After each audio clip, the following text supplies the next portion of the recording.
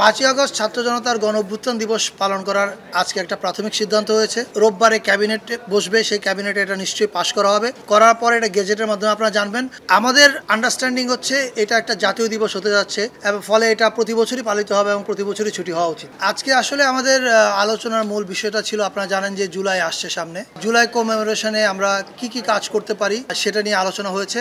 So অনেকগুলো পরিকল্পনা নিয়ে কাজ চলছে। প্রেস উইং সামনে দ্রুত আপনাদেরকে একটা মিটিংয়ে ডাকবে, ডেকে ডিটেল প্রোগ্রাম জানাবে। তবে আজকে আমরা এইটুকু প্রাথমিকভাবে বলতে পারি যে 5 তারিখ থেকে টার্গেট করে জুলাইয়ের 1 তারিখ থেকে আমাদের কর্মসূচি শুরু হবে, কিন্তু মূল ইভেন্ট কিক অফ হবে জুলাইয়ের 14 তারিখ থেকে এবং এটা চলবে 5 আগস্ট পর্যন্ত।